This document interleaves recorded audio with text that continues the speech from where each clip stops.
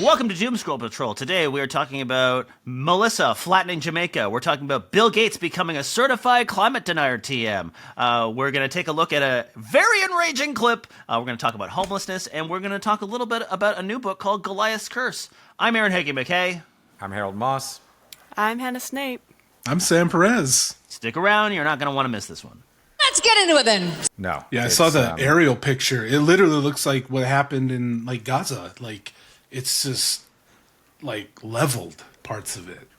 It's leveled, and it's absolutely climate change. It went from a tropical storm to a Category 4 in 18 hours, and it went from a Category 4 to a Category 5 in a day. And this is because we are superheating the oceans. There's just no ambiguity. Jamaica, and now it's hitting Cuba, but Jamaica is flattened, devastated because of climate change and because of burning fossil fuels.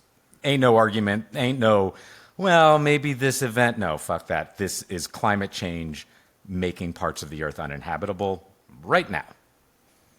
Yeah. And no way to play games with that. And if we look at why, well, last year we knew it was the hottest year on modern record in 2024.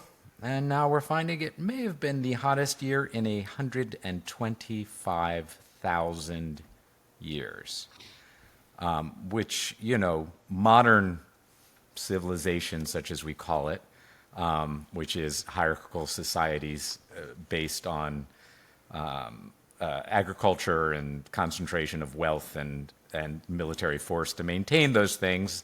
Oh, you're reading Goliath's Curse too, huh? Yes, I'm reading Goliath's Curse, and that's going to come in later. So civilization, you know, that knocked out the egalitarian, relatively peaceful existence that came before it, came in the Haliocene, which is a relatively warm period in the last 10,000 years, where we came out of an ice age. But we're talking about 125,000 years since a year as hot as last year. I don't know, man. Nothing that modern humanity has anything look like lived on a planet like we've created. I don't know. As a Holocene denier, I don't think that's really what's happening. That's what a time for a terrible, terrible pun. No, this is some serious shit. Like, I mean, you're looking at Jamaica. It's not just Jamaica. Like, things are gonna keep getting. Well, it's the first 6 months now. of 25 is already the record climate cost in the United States. Just the first 6 months of 2025, already breaking records in the United States. We done did it. We beefed it. We beefed it. Yep. I mean, in some ways, literally. Yeah. But yeah. And Antonio Gutierrez is just kind of like, well, this is happening. I've been telling you. And Everything is fine. There is I hear there's a movie coming out on Halloween. So if you're watching this past Halloween, you can probably go watch it on Netflix now. It's called The White House Effect. So that's a line coming from George H.W. Bush, who back, it was like in 89 when he was running. He was vice president then, running for president. Vowed to take on, because climate change became this big issue with like heads of NASA talking about it in congressional hearings, and everyone was like, holy shit, this is like, we're actually affecting the climate as a global civilization. This is terrifying. And he vowed to take on the greenhouse effect with the White House effect. And then that didn't fucking happen for various reasons, and that's what this documentary is about. well, I mean, a big part is that his vice president Cheney was the representative of fossil fuel. No. This is H.W. Oh, H.W. Bush. Right. Because Dick Cheney was a George, different guy. This but is George George- H.W. Bush. But George Bush also was not a climate denier to start with, right? No, there was no such thing as a climate denier. They didn't unless exist you were yet. unless you were a think tank like the Heritage Foundation being paid for by the fossil fuel Right. industry. That's such a crazy idea to think of, like how back then it wasn't like there was no deniers. Like everyone was like, yeah, this is a thing, and then we should probably do it's something science. about it. It's science. It's it was physics. It's just and then what it is. In my lifetime, from that, like being a kid to now, I mean, people now, they're back to the Earth is flat, and vaccines don't do anything, and it's just nuts. Like it's crazy. It's the death cult of squeezing profits out, and again, the imagination that the rich will somehow make it through. Which I've seen some really good questions about this ballroom that's now up to $350 million that Trump is building, and why are military contractors and Palantir, all these people putting all this money in, like, seems pretty likely that they're building a bunker as well, right? There's already bunkers there, but like, what are they really doing? Does he really want a ballroom? These people know that they're destroying everything. Everyone's going after him. Seems Trump like is pretty vain, and he doesn't really think anything bad's going to happen. Well, to but him. I mean, But I think the people around, him. the people around him are not vain, and Right. they're probably a little smarter. I mean, I'm so sure they're it just really like, does hey, call guy, the- like, here's like a big ballroom that you can like just go tap dance all your heart. He's like, yeah. You could spend $10 million easy on some vain decoration. Like, this is like a Swarovski crystal, bust of Jeffrey Epstein or whatever. But it I is. definitely I'm definitely foreseeing the the downfall memeable. It really does feel like It does it's feel like they're building the bunker so he can be like, what do you mean we've lost the midterm elections? So he can bust on Jeffrey Epstein. They bust your nuts wherever you want. There's a Spooky there's season. a Come on, reason why guys. we do not like billionaires and say billionaires shouldn't exist, because there's like, well, some billionaires are good. They give away money and they're trying to help make the world a better place. And Yeah, boy, and we her should be name is grateful to them. Taylor Like, Swift. well, no, like Bill Gates is kind of the supposed to be one of the good ones. Now, what is Bill Gates coming out and saying? Whoa, climate change is not real. Let's not be alarmist. Now, remember what I just said: 125,000 years, hottest year in 125,000 years, supercharged storms wiping, just devastating entire countries. Why would Bill Gates, do you think, just before COP30, the conference of Conference of the Parties. Conference of the Parties. It's like, is there the in there? I always get that. Anyways, It's the Conference weirdest of the Parties fucking just a name. couple weeks before the UN. What would possibly motivate philanthropist, billionaire Bill Gates, who's always supposed to have been the reasonable good guy, one to come out and say that? Could it have something to do with, I don't know, data centers and their need for massive fossil fuel energy to fuel all their data centers so they can build their imaginary superintelligence to take over the world? I would say, yeah, there might be a connection there, right? So, and this is part of the problem of billionaires existing, is that these people have massive power. It's because we let them keep all that stupid money. So Bill Gates is now a denier. Let's Go get into this. it, Aaron. So Bill Gates put out on his own, I guess, website this 17-page memo taking aim at sort of the doomsday view. Harold. It's directed at Harold. It's directed at Harold specifically. Dear Harold, I, Bill Gates, a billionaire and your sworn enemy. It was all personal way back when. Like, you made fun of Microsoft 95 or whatever, Windows 95 way back when, and it's just It is never true. been the same. It happened. Bill, in the memo, he's like, Harold, your musical Billy ain't that good. Yeah, exactly. So he takes aim, like, right off the bat, at, like, there's this, like, doomsday view of climate that says, quote, in a few decades, climate change will decimate civilization. The evidence is all around us. Just look at all the heat waves and storms caused by rising global temperatures. Nothing matters more than limiting the rise in temperature. Which is a bit of a straw man, if you ask me. Sort of to be clear, just to like, he has a TLDR sort of at the top of it. It's like, climate change is serious, but we've made great progress. We need to keep backing the breakthroughs that will help the world reach net zero. It just happens to be the companies that he happens to be funding. And we can't cut funding for health and development programs that help people stay resilient in the face of climate change to do it. No one ever suggested that. And it's time to put human welfare at the center of our climate strategies, which includes reducing the green premium to zero and improving agriculture and health in poor countries. I mean, okay, but like, we never said, like, fuck the poor. The whole point of this is that the poor are going to die first. Yeah. I have some ideas. If we want to have, people have more wealth in the global south, I got some ideas, Bill. Maybe start with the fact that you have $100 billion and you don't need even one. You can wipe out 99% of his wealth, give it to people, and he would still be a billionaire, which is a fucking insane thing to say. Yeah. And isn't it like he couldn't even, if you have $1 billion, can't you not even like spend it in your lifetime? Like, isn't it so great? I mean, remember it's Brewster's Millions. Yeah. Just, you have to spend. Well, what you can spend it on is trying to determine the future course of world history. That's what they want to do, and their place in it. And he owns the most farmland, or a huge amount of farmland in the United States. Largest single farmland owner, I believe, in America. Why does he need all that? Well, because he understands that the future is going to be about like basic needs, like food scarcity. 242,000 acres. He's the largest private owner of farmland in the United States. That shouldn't 275,000. I don't know, somewhere up in there. That shouldn't. He shouldn't be allowed to do that. Yeah, it's a free market, buddy. Free market. I forgot. But it's a good investment, right? Because you hold on to that land, you buy the land, it can appreciate in value. People need housing, you can just sell it to a developer and be like, all right, yeah, put a fucking, strip mall on it or whatever. Who needs food in the future? Or he just rents it out to some farmer who, becomes a leaseholder. It's a good business model to like hoard all the resources for yourself. Yeah. Turns out. Do we want? It's like an Age of Dragons. That's what it reminds me of. I was just looking at his essay, and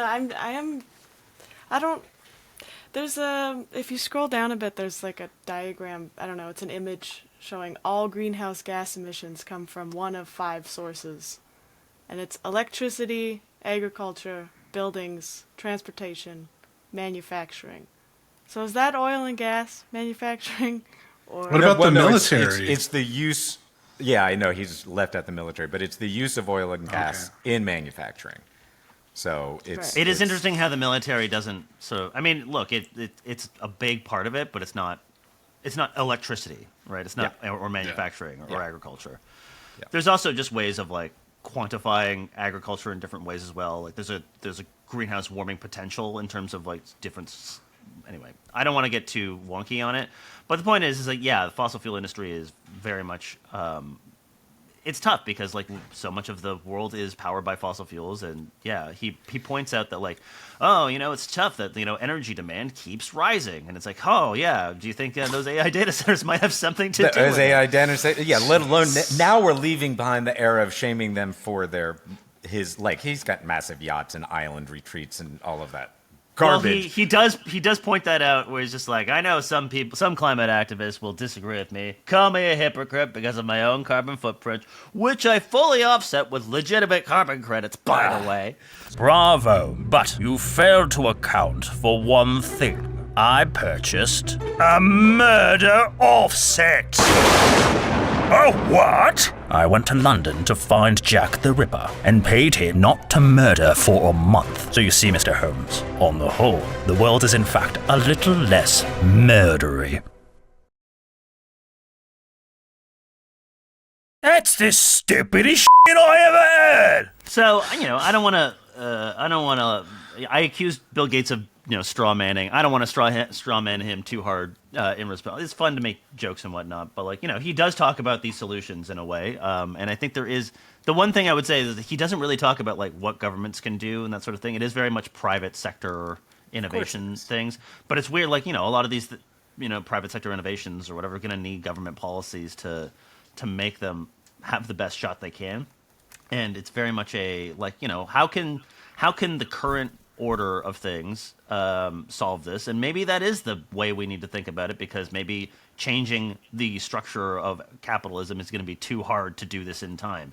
Like there's an argument for that, but I also feel like like you're talking about, if we have these solutions, the way that these solutions get deployed is also a political choice. And it's a political choice. And the fact is we need we want to encourage private solutions and technologies. We need international treaties. We need local government shifting. We need, at every level, every lever.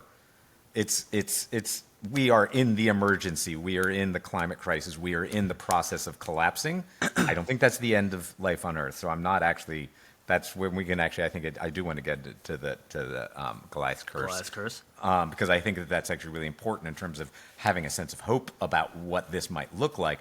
But we are in the process of the collapse of the fossil fuel economy, of I would argue, capitalism and colonialism. It's happening as we speak, wiping out countries because your profitable fuel source is superheating the oceans is a sign of the collapse of the system. It is not just a signpost. It is a klaxon call, right? So we need every lever turned. But it can't all be done inside of capitalism because capitalism keeps making it worse. That's the problem.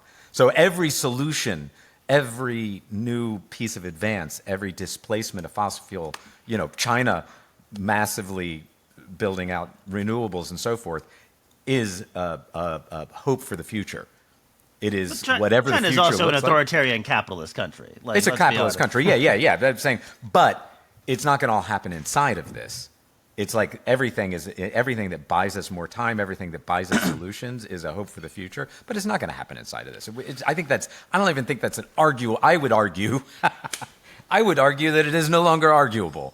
I think you cannot look at what the response of capitalism in all its forms, from social democracy to authoritarian state capitalism, or it's not even state capitalism anymore, authoritarian capitalism, to whatever the hell U.S. is right now, whatever it is. The response shifting of to capitalism, authoritarian capitalism. It is, yeah, but like is, kind of and right-wing. crony and kakistocracy and whatnot. That there's been an absolute demonstrable failure to stand up to the scale of the crisis, even as things start to unwind and collapse.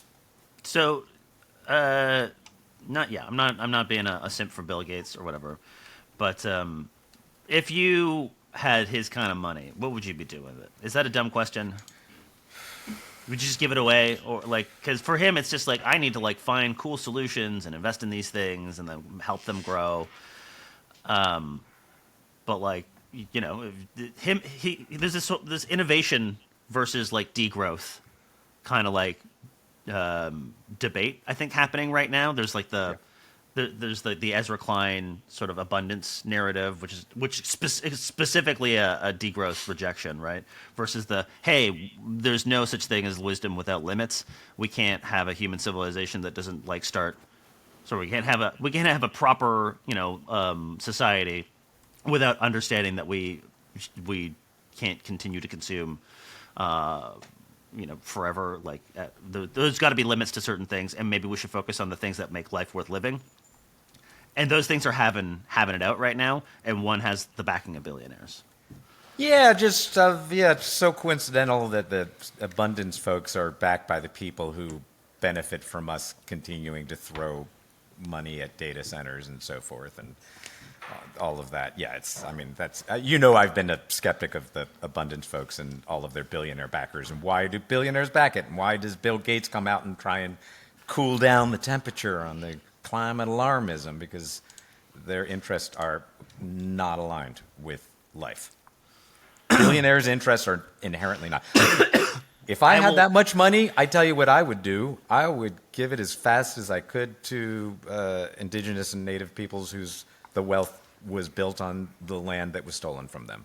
And I would give it to me. I need. Yeah, well, specifically give me Sam. Some. Sam gets $1 billion to Sam. You get $1 billion. Yeah, but awesome. it would be. He's taking my money and my bear, and he'll leave me alone. Anyway, so this is a clip of J.D. Vance talking at Turning Point USA, and he is talking about how indigenous people are savages. So let's have a listen. Now here, let me just say something about this. And somebody asked me earlier about my Christian values, and one of the points I made is that when the settlers came to the New World, they found a very widespread child sacrifice. I imagine there are some people who don't agree with my view on the pro-life issue. Let me just make an observation. If you go to historical archaeological sites where there were brothels, and the two oldest businesses in the world are gambling and prostitution, so there were brothels even in very ancient civilizations. If you go back to ancient brothels and you dig up the bones of the women who are working in these places, you will very often find a lot of children who were buried with them. And the answer is that whenever a society decides to discard innocent babies, they also don't treat their women very well. And whenever a society mistreats its women, it is very often the babies who come right after that. There is a reason why Christian civilization ended the practice of child sacrifice all over the world, and it's one of the great accomplishments of Christian civilization. I believe that we should try to be protecting every unborn life. There's a question of exactly how we do it, but I would never say that anyone's right to life should be sacrificed. Thank you, man. Yeah, that's definitely a rage clip. Rage clip. For sure. Oy. Yeah, a lot to unpack there. Yeah. Yeah, Sam, maybe I'll let you take the first rage at that. Well, obviously, first of all, he's right. We are savages. We didn't deserve our land.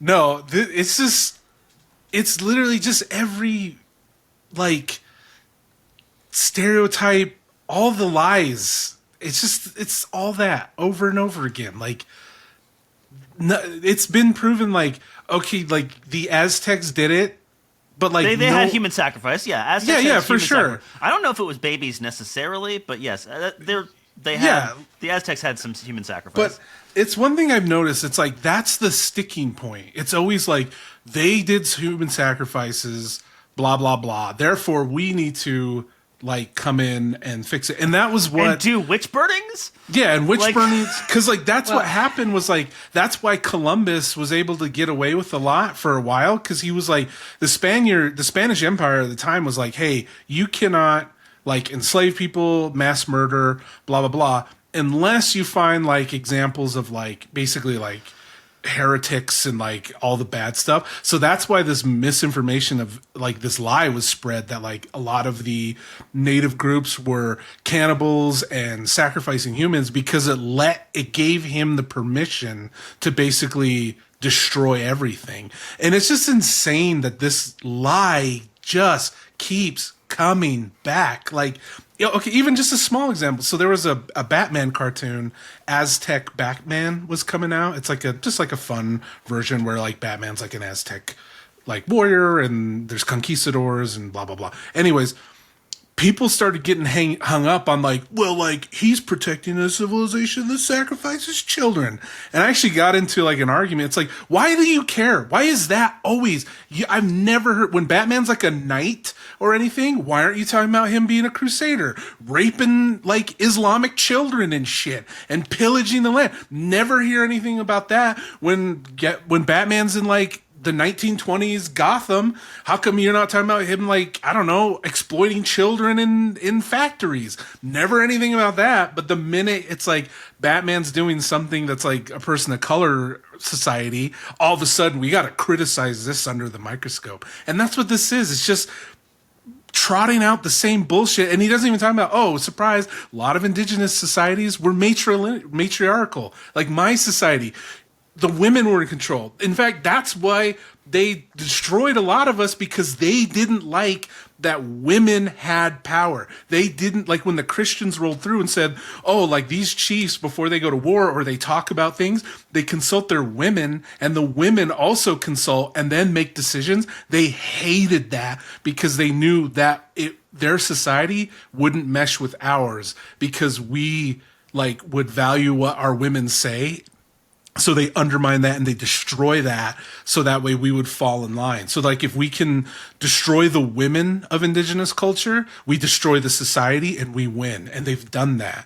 And, like, that's what this bullshit is. Like, JD Vance, this couch fucking dickhead, that's what he's doing. He's just trotting out the same lies about indigenous people, and, like, people are so ignorant they just eat it up and, like, oh yeah, they did, that's what happened. So first of all, I mean, we first of all, we're gonna say, like, how many? No, don't be sorry, but 20,000 American bombs have killed at least 20,000 children in Gaza in the last 2 years. So, don't talk about cherish, let alone all the cuts that are going to be killing kids early in the U.S.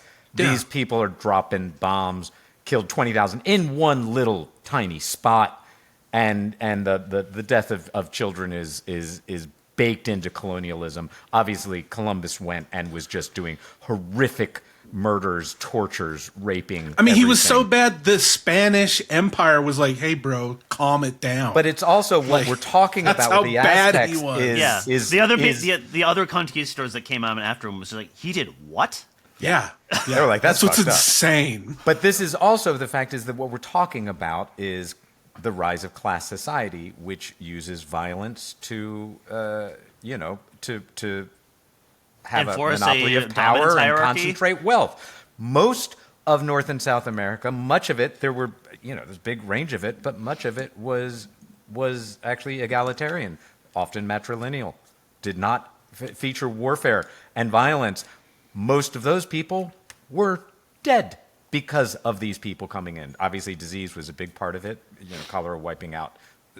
Yeah, but also slavery and all. But also slavery and just shooting and slicing and killing and murdering and killing all the food sources like mountains of buffalo in order to starve native folks. I mean, it's a complete lie. It's complete garbage, and it is complete justification for doing, as always, the exact thing that they, like killing 20,000 kids in Gaza, doing the exact thing that they're trying to accuse the other ones of doing. Well, I find it's if I could just quickly yes yeah, and on the matrilineal and the matriarchy. There's a meme within the right wing culture of like the longhouse. You've heard of this? Like, they see the longhouse as like this antithetical to Western civilization, as this like you've been cucked by women sort of thing, and like people they see this as like the end game of woke culture is to put us all in the longhouse. And the longhouse, for if you haven't heard about it, it's just a big longhouse. It's not How'd they come up with that name? How they come up with that name? But like it's basically where you'd have certain indigenous people. I think at least where I live, they have we have the Huron-Wendat, we have the Haudenosaunee, we have just Iroquois speaking folks. They lived in longhouses, and this, as you were saying, Sam, they'd like the women would make a lot of decisions, consult on things. There's matrilineal, and so there's many different ways people lived in these sorts of societies. And if he wants to talk about like the way people treat their women, this is maybe something that you should think about. Yeah, speaking of, I've seen like multiple videos just in the last few days about people in America who need abortions for medical reasons, and they can't get it in their state, and they're being forced to go somewhere else, and they are actively dying. Yeah. So, cool. Extremely cool. Here in America, like SNAP food stamp benefits are gonna be, unless they do something in 2 days, 42 million people are gonna lose this. Just barbarism. Just fucking barbarism. It's awful because I walk to the gym downtown, and like there's a food bank, and I'll go on walks, and it's crazy to see that the lines for that place keep getting bigger and bigger week by week. There's more people. People are getting desperate. It's getting worse, and it's just like heartbreaking that they don't give a shit. Like, they say they care about life, but what about all these kids that are going to go hungry? What about all these children, all these families that are going to lose food? And then you have people in line just being like, making jokes and saying, well, you didn't buy rice and beans because you need to be miserable. Therefore, you bought don't deserve Oreos? Fuck you. Oh, yeah, exactly. Like, my tax dollars shouldn't be allowed to buy. They should buy pop. There's another thing, because like basically every dollar put into food support generates $1.80 in economic activity. It's actually a great investment, which is, we know this, rich people concentrate wealth. They try and buy political systems and destroy democracy. And you get poor people. They spend it. They spend it because they need fucking food. So it's and then someone's like, well, if we put all of our money in, then we'd be super rich. It's like, no, you idiot. That's like the baby growth thing. Like, my baby just doubled in size in 2 months. It's going to be 100 million pounds. No. If But actually, for economics, if you're actually looking at a thriving, sustainable, crisis-resistant economy, make sure there's no poor people. Make sure everyone's got enough food, they can afford to get good stuff that's not going to take away the poverty tax, which is you can only afford to buy cheap crap. That actually is the best economic model you can build not for concentrating ridiculous amounts of democracy-destroying, life-ending wealth, but actually for an economy that keeps going because people have the money.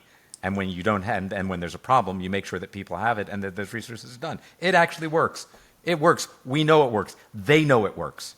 And then they're here, some of these people let's only let disabled people get SNAP benefits. Well, there's a lot of elderly retired people who can't work anymore. There's a lot of children, but also there's people who are working at Walmart. There are people who are working at McDonald's. There are people working at other places. That's Walmart's business plan. That's the business model. It's like Walmart offloads their benefits to SNAP. That's their actual plan. Is like we pay them so little and give them so little hours so they don't can hit full-time benefits, all that stuff, and it forces them to get SNAP. That is Walmart's fucking plan. And then guess where you're buying your groceries. Yeah, and guess who gets most of SNAP benefits? Walmart. Walmart gets them because it's the cheapest place. And why is it the cheapest place? Because they offset offload it to the it's taxpayer. It's fucking insane. It's insane. And but no, it's poor people's fault because, this family wants to buy some cookies and a pop and maybe a steak. And but you can't have that. Only eat gruel, you pieces of shit. It's I hate it. It's so, obviously too, because we grew up poor. We had food stamps. And also too, I hate this whole people are taking advantage of it because that's how I know. By eating. You've never... That's how I know those people who say people are ripping off food stamps and that's my tax up, blah, blah, blah. I know they've never, for one, been on food stamps or two, talked to someone on food stamps. Do you know how fucking hard it is to be on food stamps? The amount of hoops you got to jump through, and you have to give them so much information. You got to give them almost every detail of your life just to get $150. Which is horribly inefficient, is ridiculous, and is just about punishing. It's punitive measures. It's purely punishment. It costs more money. It sounds like it's pretty humiliating. It is. It's very. And it costs more money to make it difficult than it does to make it easy. Yeah. That it's not about saving money. It's about punishing it. And they definitely are dreaming with AI, although it's a dream. Amazon just laid off a bunch of people, and it was not because AI has replaced their jobs. It's because they needed the cash to buy more chips to serve AI companies, literally. They needed to get the cash to buy the expensive NVIDIA chips to be able to serve all the data centers that we're talking about.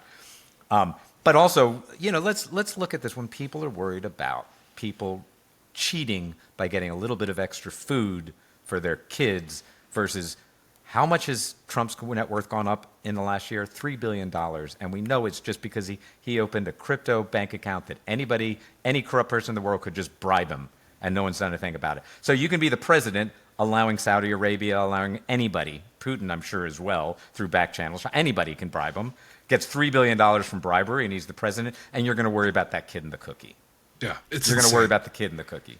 It's funny too, these people never look at the people. They never look at the Walmart family, the Walton family. They never look at Bezos. They never look at Musk. They never say my tax dollars are doing this. It's always poor people. It's always homeless people. It's always disabled people, people in need. They're always the problem, but it's never the rich who are literally taking money from us daily. Everything's going up because of them, not because, like Harold said, it's not because a kid wants some Oreos. That's not doing anything. It's just, I don't know. Obviously, you can tell I'm very heated by this one as well. God, Aaron, you really raged. Yeah, rage clip. Raged. Riddle is blind with anger, and Seth will use that against Matt Riddle. Yeah, but there's also this AI propaganda is there's a lot of that of screaming fake black women talking about their things. I've also seen it from someone doing it about a screaming Trump supporter at a grocery store saying, Trump said it was going to be free, and it's always to humiliate, and this is one of the many great dangers. lot of people who of voted AI, for Trump because a are lot of gonna people be just on- believe it. Yeah, a lot of it people is. believe it. That's the big breakthrough is that you can make slop that you're uninformed. You have to look twice onto. at to like understand. Yep. Oh, this Oh, there's I know. you have to look hard for the artifacts now. And the It's artifacts fucking- will be gone.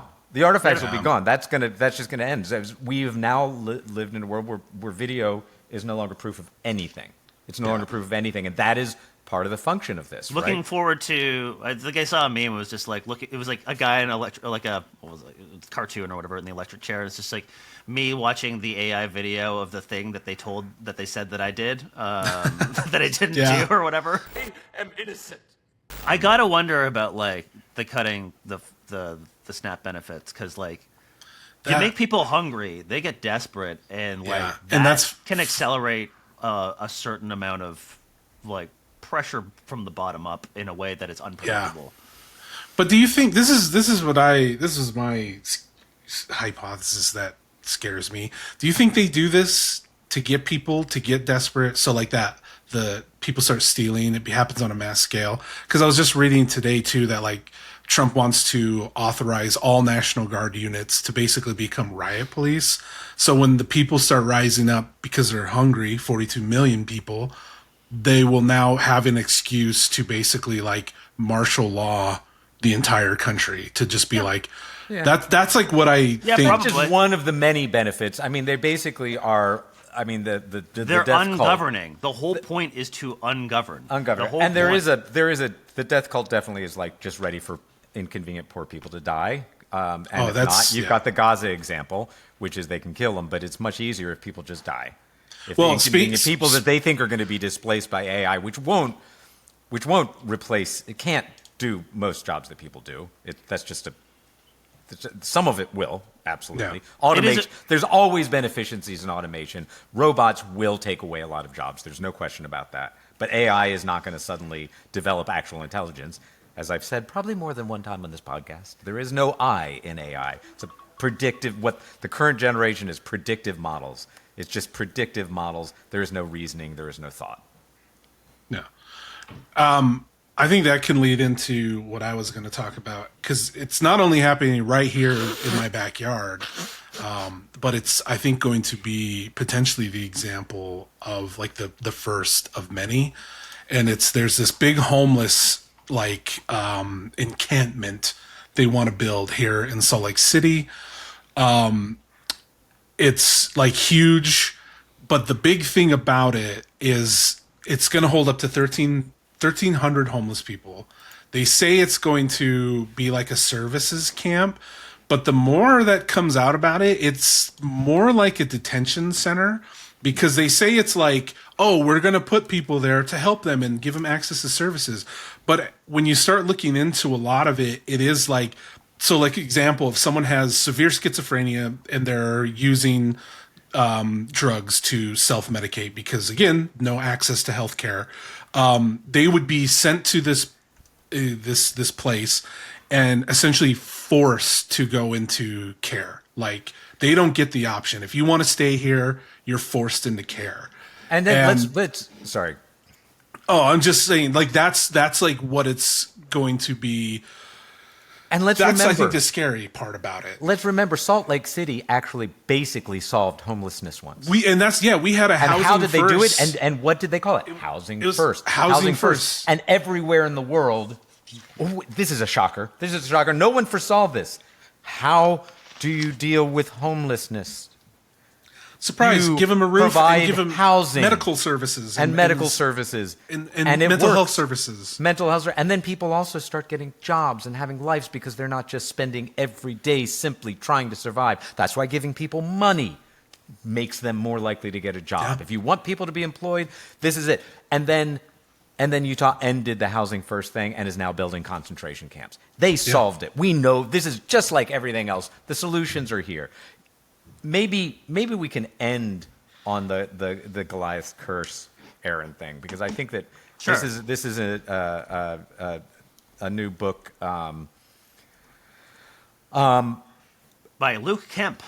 Thank you, Luke Kemp. You know me and names. By Luke Kemp. And Well, I it's happen to also have interviewed him, so I'm going to be uploading that sometime soon. Awesome. You're lucky. I've got to get him on something.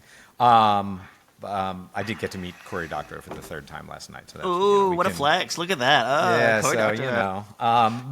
I've been Can I just filming quickly it. say on the homelessness thing, like yeah. it reminded me of that. Y'all watch DS9? Y'all watch the Deep Space Nine? Yeah. Star Trek Deep Space. There's there's 2 episodes. It's called Past Tense, where like Cisco and Bashir go back in time. And it's like San Francisco, and oh look, it's it's like the year 2020 or whatever.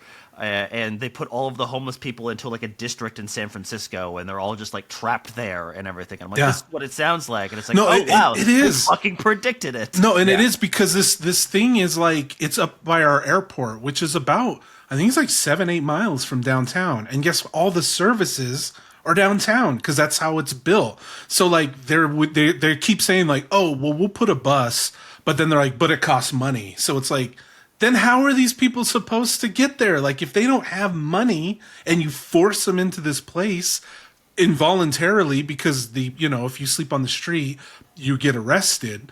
How do they get down to, get their benefits? How do they go to doctor's appointments?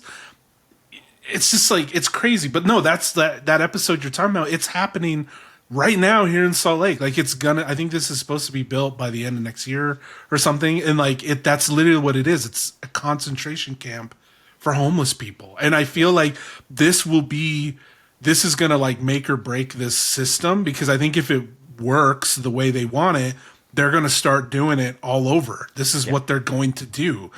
And like they keep saying like, oh, they'll have access to all this care, but it's like, no, like they most likely won't. How are you going to escape the camp? How are you going to escape the camp? Once you're there, like who the fuck is going to hire you? Yeah, because I guarantee if they're like, I'm staying out at Turning Point in the camps. You know that they Oh, will. yeah. They'll just Well, let 'cause people. they're also there saying always there's- are. There always there's- are. There are right now. There are right now. However many people disappeared from Alligator Alcatraz. You build a camp.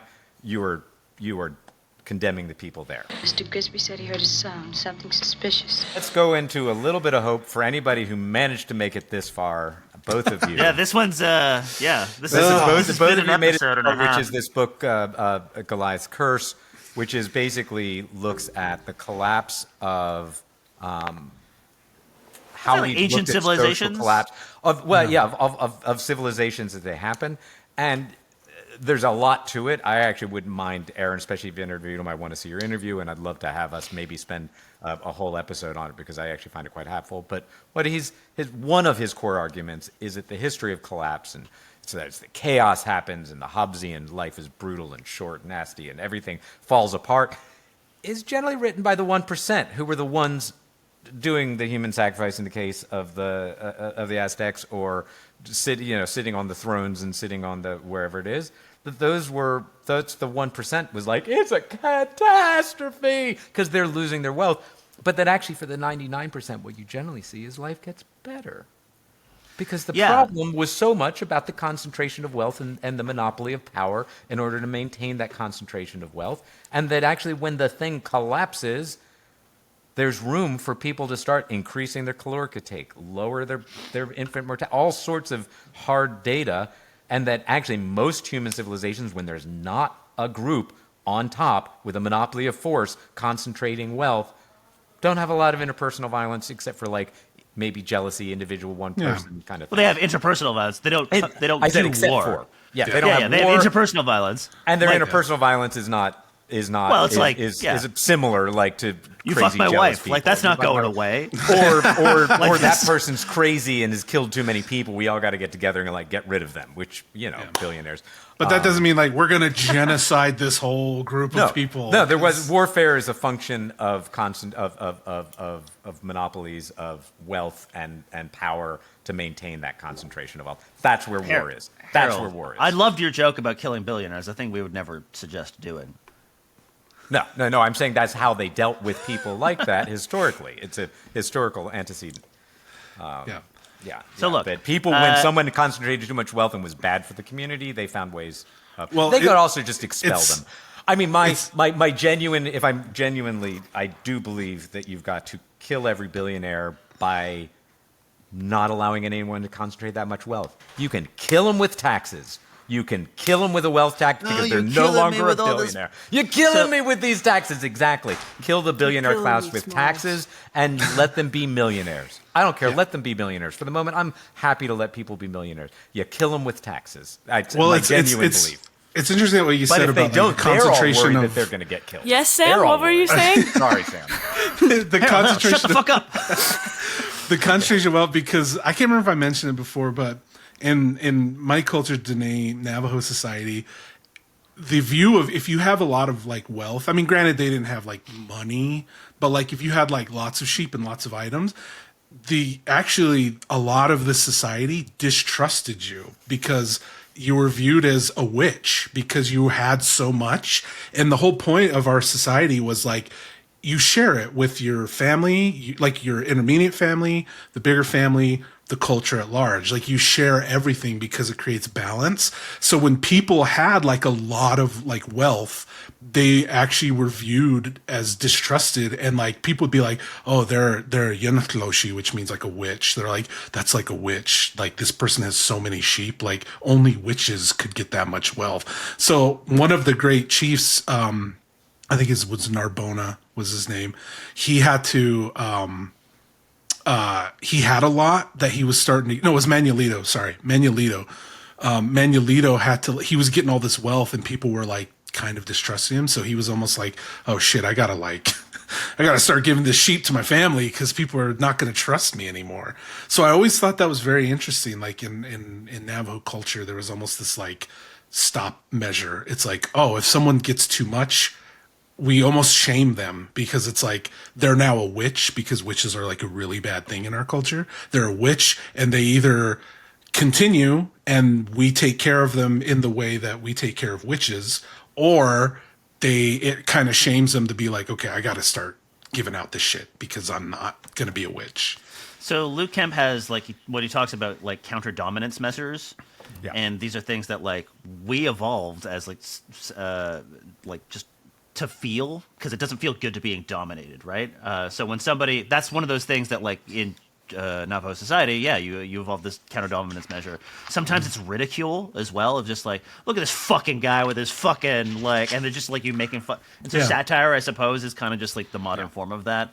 But yes, as he does point out, this like, sometimes there's a guy who's just like a big fucking bully, and he actually points this out in an interview. He doesn't put it in the book, but I forgot the civilization or the society, but it was just like there was one guy who was just a bully all the fucking time, and then everyone got together and was just like, okay, we're all gonna kill this guy, and the way we're doing this is just like I kill the guy like for real, but then like in order to share the responsibility, we all just pass the knife around and everyone takes a turn stabbing the guy. Oh shit! Another example but it's symbolic. Of everyone shooting it's symbolic. Or it's an arrow or whatever. Poisoned arrow. I think the poison arrow got him, but then everyone had to shank the guy. Oh, okay, Right. okay. So it was one of those things like we have to share this responsibility for this. Like this guy was one of guy's ours. dangerous. He's fucking dangerous. He's like he hurts people. Like he's not a good guy. We gotta like he's not. If we exile him, he's just gonna show up and cause trouble. And so like we gotta fucking kill him. Was basically the story on that.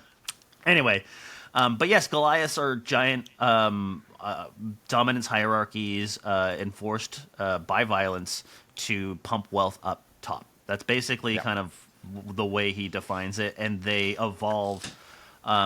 He sees it as sort of evolutionary backsliding as well. Like we were for the longest time very egalitarian, and then once sort of the Holocene happens and the climate becomes very stable, it's not just having agriculture; it's having lootable resources. Yeah, as he talks about. So lootable resources. So like crops like rice and wheat are like they're very visible.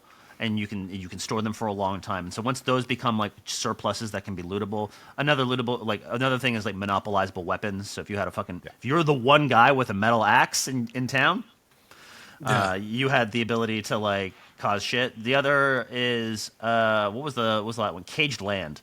Yeah. And that's just like people can't just walk away. You can't just walk away, right? I mean, so like it's a lot easier to walk away in a giant continent like North America than it is in like Mesopotamia, where you're like literally between two rivers.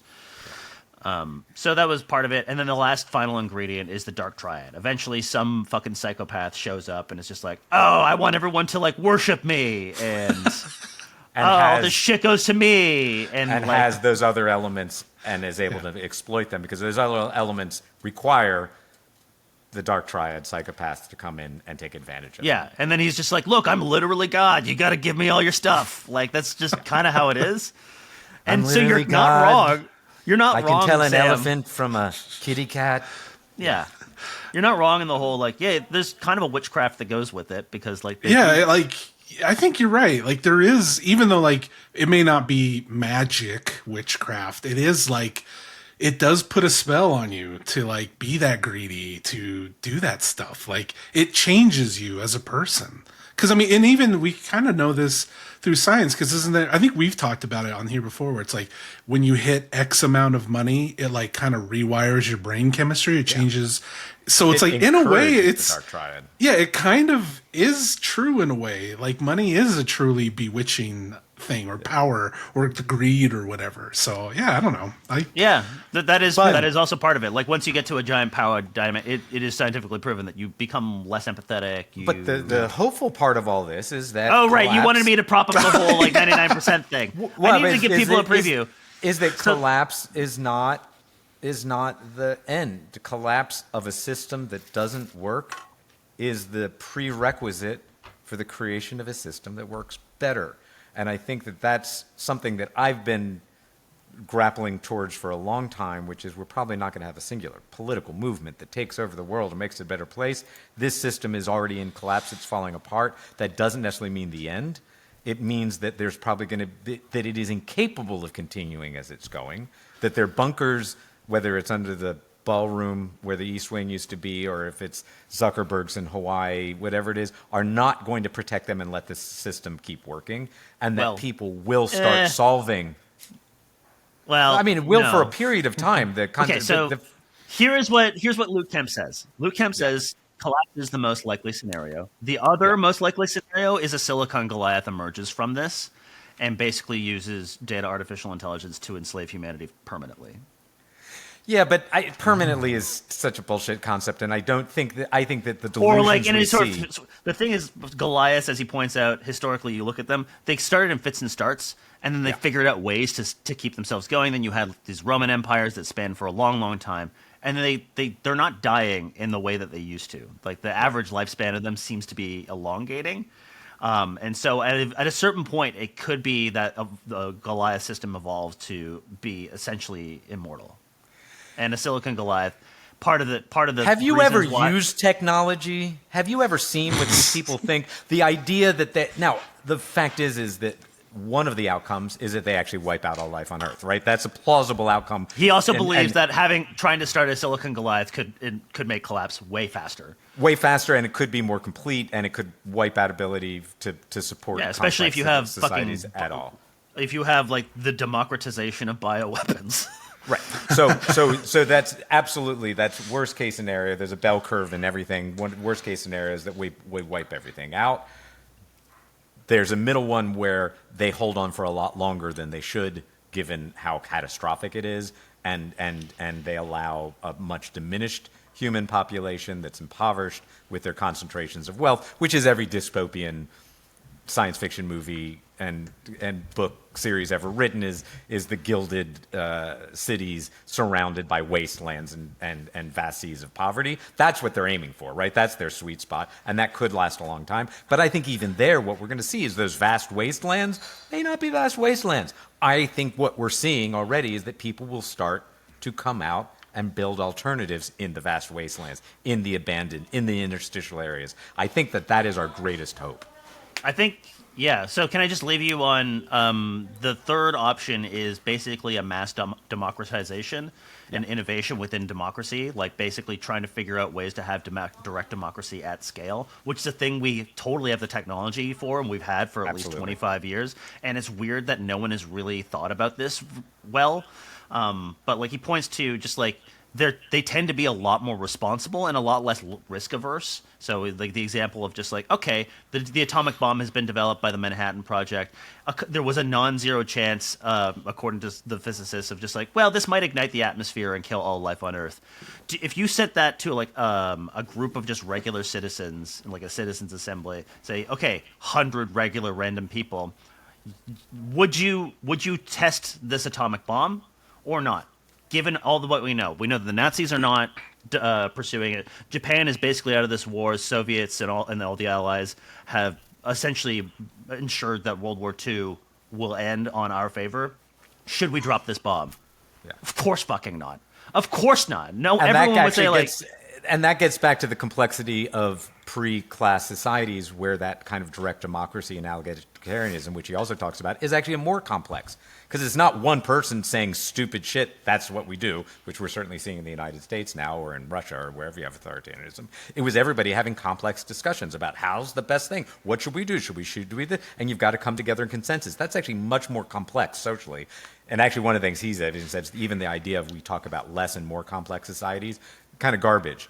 Because actually authoritarian societies are actually simplified, because it's just one person with all their idiocy can just determine what happens, whereas in egalitarian societies, it's a complex, constant process of conversation, compromise, analysis, new learning, and that's the idea of can we democratize? Can we democratize and go back to the complexity of the, you know, what most of North America when before the settlers came was that kind of social complexity.